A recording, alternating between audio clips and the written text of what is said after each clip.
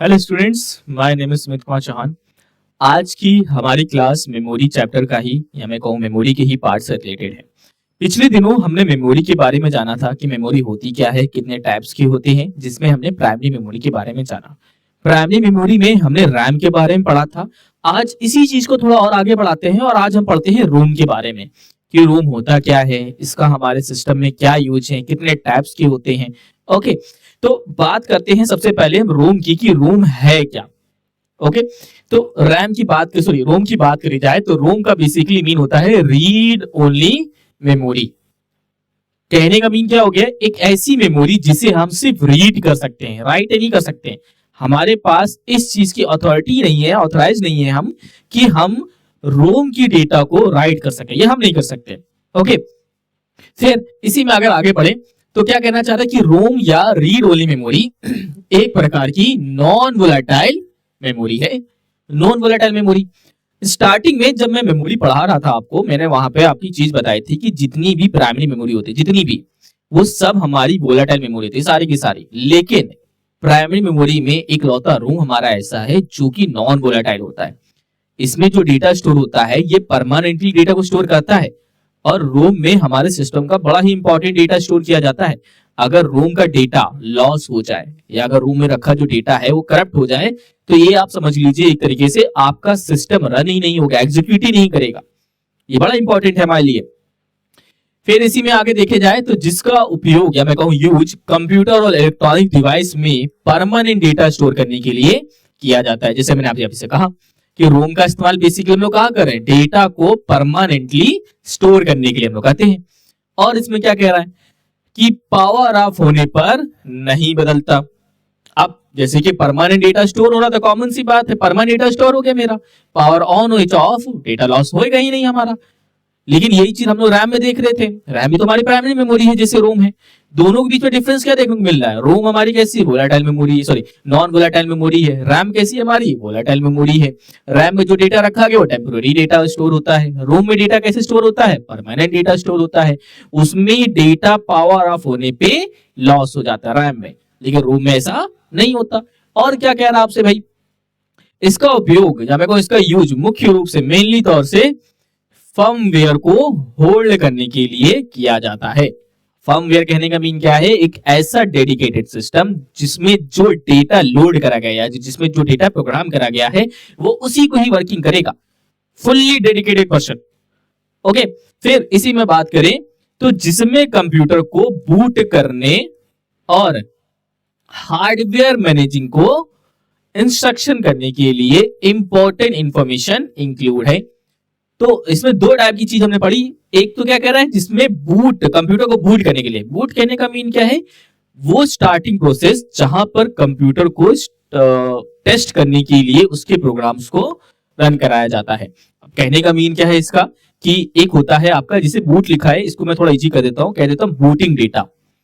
Okay, booting data कहने का mean क्या है, वो डेटा जैसे आपका ऑपरेटिंग सिस्टम है, जब आपका सिस्टम स्टार्ट होता है तो आपका जो बूटिंग डेटा है वो आपके ऑपरेटिंग सिस्टम को लोड करता है। ओके, तो बूटिंग डेटा हमारे रोम में ही स्टोर किया जाता है। इसका एक और मीन हम ले सकते हैं, एक और एग्जांपल हम देख सकते हैं, जैसे कि आप जब अपना सिस्टम ऑन करते हैं या आप फोन को ही देख लीजिए, एक तरीके से आपने अपना फोन चालू किया, सिस्टम चालू किया, तो शुरुआत में आप चीजें देखते हैं, कंपनी का नेम बन के आता है, उससे रिलेटेड चीजें होती हैं, वो प्रोसेस होती हैं, वो सब होने के बाद आप सीधा मेन विंडो पे आते हैं। ओके, तो ये जो आप स्टार्टिंग में जब फोन स्विच ऑफ करके जब ऑन करते हैं तो चीजें आप जो देख रहे हैं वही आपका बूटिंग डेटा होता है। ओके, फिर और क्या कह रहा है आपसे कि हार्डवेयर मैनेजिंग, जो भी आपके हार्डवेयर कंपोनेंट्स लगे हैं उनके लिए एक प्रॉपर इंस्ट्रक्शंस फीड कर दिए जाते हैं, जितने भी हार्डवेयर मैनेजमेंट लगे होते हैं। ओके, फिर इसी में जब बात करते हैं आगे टाइप्स ऑफ रोम की कि कितने टाइप्स के हमारे रोम होते हैं, जरा इसको भी देखा जाए। तो पहला हमारा आता है मास्क रोम, ठीक, इसे एम रोम भी कहा जाता है।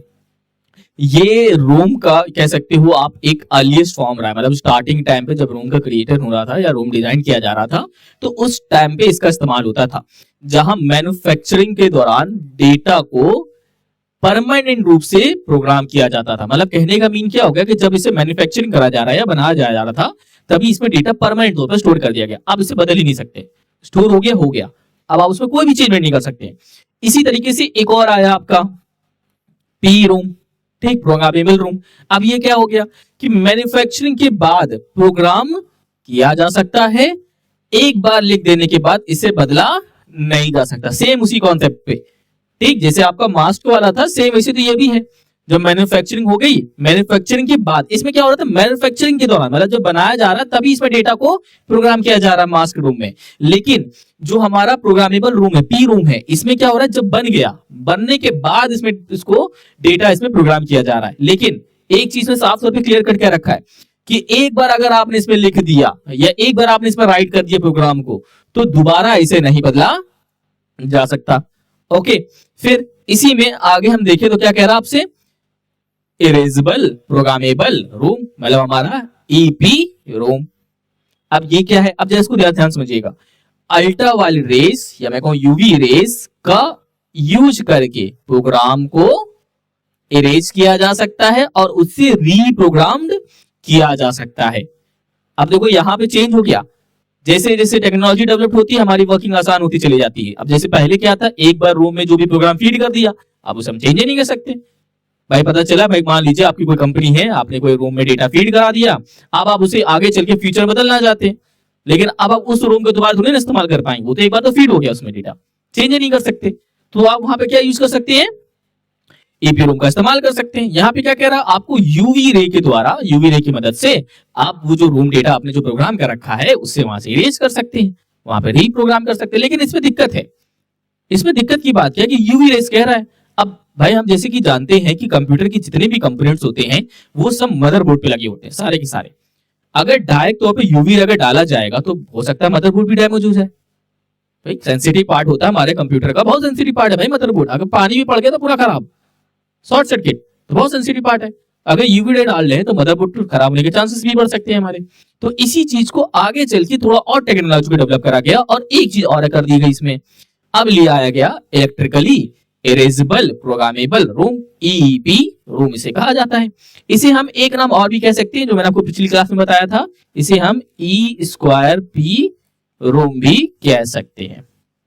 ओके, अब ये क्या है कि फर्मवेयर को अपडेट करने में अधिक फ्लेक्सिबिलिटी की अनुमति देते हुए इससे इलेक्ट्रिसिटी से मिटाया और रीप्रोग्राम किया जा सकता है। अब यहाँ पे कॉन्सेप्ट क्या हो गया, अब यूवी रे का कॉन्सेप्ट खत्म हो गया, इलेक्ट्रिसिटी की बात कर रहा है। कहने का मीन क्या हो गया कि अब मुझे उसे यूवी बॉक्स में रखने की रिक्वायरमेंट ही नहीं है। जितने रूम है सबको एक मेन सीरियल लाइन में कनेक्ट कर दिया, सिस्टम पे बैठा कमांड दे दिया, एक इलेक्ट्रिसिटी वेव जाएगा सीधे तौर पे वो डेटा रूम का जो है इरेज कर देगा और दोबारा फिर मैंने रीप्रोग्राम कर दिया, इजी हो गई वर्किंग हमारी। ओके, फिर इसी में एक चीज और हमारी आ गई, फ्लैश मेमोरी। अब जो हमारी फ्लैश मेमोरी है वो भी एक तरीके से ईईपी रूम है। अब फ्लैश मेमोरी क्या है, आप सबने यूज भी किया है बट आपको याद नहीं, मैं आपको याद दिला देता हूं। फ्लैश मेमोरी हमारी पेन ड्राइव कहलाती है, जो पीडी कहते हैं, पीडी पेन ड्राइव, उसी को फ्लैश मेमोरी कहते हैं। कभी आप सोच के देखें कभी कि छोटी सी पीडी में हम कम से कम 256 जीबी, 4 जीबी, 8 जीबी ऐसे डेटा स्टोर करते हैं और डेटा स्टोर करने के बाद हम डिलीट करके फिर दोबारा उसमें स्टोर कर देते हैं। सोच देखिए कैसे हो रहा है काम ये। एक इलेक्ट्रिसिटी तो जा रही है इसके अंदर, इलेक्ट्रिसिटी वे तो आपका सिस्टम प्रोड्यूस कर रहा है जो आपके उस फ्लैश मेमोरी या उस पेन ड्राइव के अंदर जा रहा है, जिसकी वजह से डेटा जो भी वहां पे रखा गया या जो भी राइट करा गया उसे इरेज कर दे रहा है। ओके, तो इतने टाइप के हमारे रूम्स होते हैं, टाइप्स ऑफ रूम हमारे इतने टाइप के होते हैं। इसी में जब हम बात आगे करें,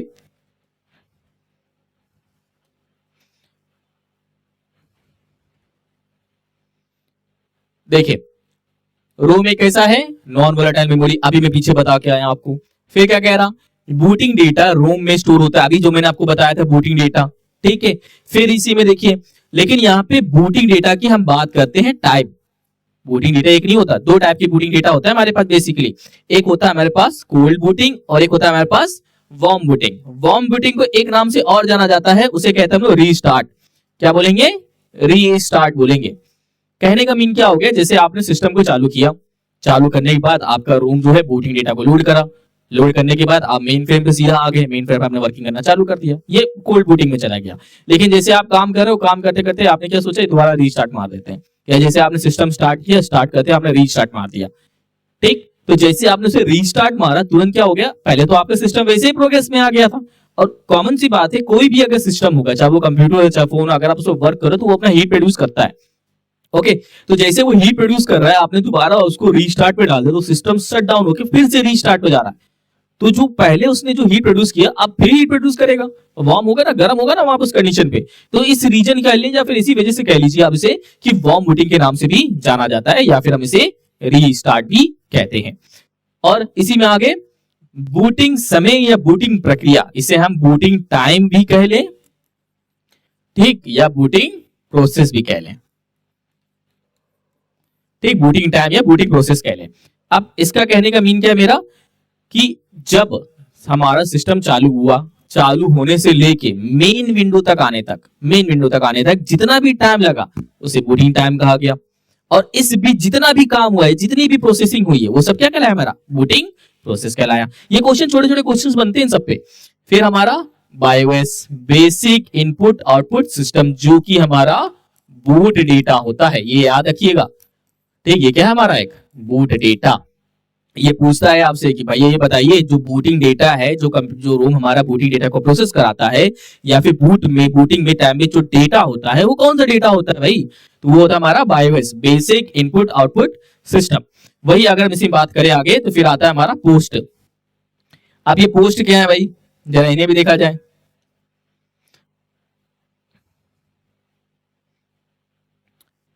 post power on self test. ROM का काम सिर्फ ये नहीं है कि भाई वो बूटिंग को चेक करेगा, वो इसका काम ये नहीं है कि वो चेक करेगा ऑपरेटिंग सिस्टम सही से वर्क कर रहा है कि नहीं कर रहा है, वो सिर्फ ये नहीं देखता, वो टेस्ट करता है खुद को कि मेरे जो हार्डवेयर कंपोनेंट, जो इन्फॉर्मेशन, जो हार्डवेयर मैनेजिंग की जितनी भी इन्फॉर्मेशन मेरे अंदर जो फीड करी गई है, मेरे अंदर जो लगाई गई है, प्रोग्रामिंग करी गई, वो सही से वर्क कर रही नहीं कर रही है, मेरा ऑपरेटिंग सिस्टम सही से वर्क कर रहा है कि नहीं कर रहा, हार्डवेयर में जैसे कि आपका जो हार्ड डिस्क है वो कनेक्टेड है कि नहीं है, वो सारी चीज वहां पे मेंशन कर रखता है। ओके, तो खुद को टेस्ट करना, पावर ऑन सेल्फ टेस्ट करना, ये पूछता है भाई, क्वेश्चन आता है। फिर इसी में एक क्वेश्चन, अब यहां से समझिएगा, जैसे मैं पीछे कहता आ रहा था ना आपसे कि हम डेटा को, जो रूम में रखा जो डेटा है, उसे इरेज नहीं कर सकते। रीजन बोला था मैंने, हम नहीं कर सकते, हमारे पास इसकी राइट्स नहीं है, हम नहीं कर सकते। लेकिन कौन कर सकता है, जैसे कि अगर यूजर प्रोग्रामर रूम डेटा को इरेज नहीं कर सकता, जो मैंने आपको अभी बताया, लेकिन कौन करेगा, केवल निर्माता, मतलब मैन्युफैक्चरर, सिर्फ मैन्युफैक्चरर ही रोम के डेटा को रिमूव कर सकता है। लेकिन तब भी कौन सा रोम का डेटा भाई, ईपी रोम हमारा हो सकता है, ईपी रोम हो सकता है, फ्लैश मेमोरी हो सकती है, ठीक है, इनके टाइप के डेटा को रिमूव कर सकता है वो, बाकी और जितने टाइप के डेटा है उसे रिमूव नहीं कर सकता। फिर इसी में हम बात करते हैं आगे। अभी कुछ पॉइंट्स और इसमें ऐसे हैं जो पीछे पढ़ के आ रहे हैं हम लोग, ठीक, जिसमें से कह रहा है कि केवल निर्माता ही रोम के डेटा को रिमूव कर सकता है, ये जैसे मैंने अभी आपसे कहा। और क्या कह रहा है इसमें कि यूवी रेस रिलेटेड टू, मतलब संबंधित ईपी रोम, अभी पीछे पढ़ के आ रहे हैं हम लोग कि ईपी रोम में जो डेटा रखा गया है, या ईपी रोम में जो भी डेटा हम राइट करते हैं, उसे इरेज किसके थ्रू कर सकते हैं, हम यूवी रेस की मदद से कर सकते हैं। फिर हमारा ईपी रोम, इसे ई स्क्वायर पी रोम भी हम लोग कहते हैं, इसमें जो डेटा है इसे इरेज हम किसके थ्रू कर सकते हैं, इलेक्ट्रिक्स के थ्रू कर सकते हैं। लेकिन मेन चीज, जो मेन बात है वो हमें समझनी है। यहाँ पे देखिए क्या कह रहा है आपसे कि रोम पहली मेमोरी है जो स्टार्ट होने पर रिस्पॉन्स करती है। कहने का मीन क्या है कि जब भी आपका सिस्टम स्टार्ट होगा तो सबसे पहले कौन सी मेमोरी रिस्पॉन्स करेगी, रोम मेमोरी करेगी। अब रीजन क्यों है, क्यों भैया रोम करेगी, रैम क्यों नहीं कर रही है, हमारी कैश मेमोरी क्यों नहीं कर रही है, तो रीजन ये है कि रोम में डेटा कौन सा स्टोर है हमारा, रोम में हमारा डेटा कौन सा स्टोर है भाई, बूटिंग डेटा स्टोर होता है हमारा रोम में। और ये हम अच्छे जानते हैं कि जब हमारा सिस्टम स्टार्ट होता है या कोई भी डिवाइस स्टार्ट होता है, सबसे पहले बूटिंग डेटा ही लोड होता है, बूटिंग प्रोसेस होती है, बूटिंग टाइमिंग लगती है, ये सारी चीजें होती हैं इसमें। तो जब डेटा ही बूटिंग सबसे पहले रिस्पॉन्स कर रहा है और बूटिंग डेटा स्टोर किसके अंदर है, रोम के अंदर, तो सबसे पहले मेमोरी हमारी कौन सी रिस्पॉन्स करेगी, रोम मेमोरी करेगी। और इसे आपको याद भी रखना है क्योंकि आपसे क्वेश्चन भी ऐसे पूछेगा, कंप्यूटर की वह कौन सी ऐसी मेमोरी है जो स्टार्ट होने पे सबसे पहले रिस्पॉन्स करती है, तो हमारा कौन सा वो डेटा बनता है, सॉरी हमारी कौन सी मेमोरी है, रोम मेमोरी होती है। तो आज की क्लास में हमने रोम के बारे में जाना, कंप्यूटर रोम्स के बारे में। ऐसे धीरे धीरे हम आगे बढ़ेंगे, हमें ज्यादा कोई बर्डन नहीं क्रिएट करना है, आराम आराम से चलेंगे, चीजों को समझते चलेंगे, कॉन्सेप्ट क्लियर करते चलेंगे। ठीक है, आपका काम क्या है भैया, अपने काम से कोई लापरवाही हमें नहीं करनी है, हमें क्लासेस देखनी है, हमें उससे रिलेटेड क्वेश्चंस लगाते जाना है। मैं आपको क्वेश्चंस वैसे भी करवाऊंगा, जैसे जैसे हमारा टॉपिक आगे बढ़ता चला जाएगा वैसे वैसे क्वेश्चंस भी हम सॉल्व करते चले जाएंगे, लेकिन आप भी अपनी तरफ से मेहनत करते रहिए। Okay, thank you.